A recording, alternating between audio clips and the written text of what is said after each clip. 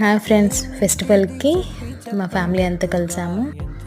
అందరము కలిసి ఎగ్జోటికా రెస్టారెంట్కి వెళ్తున్నాము.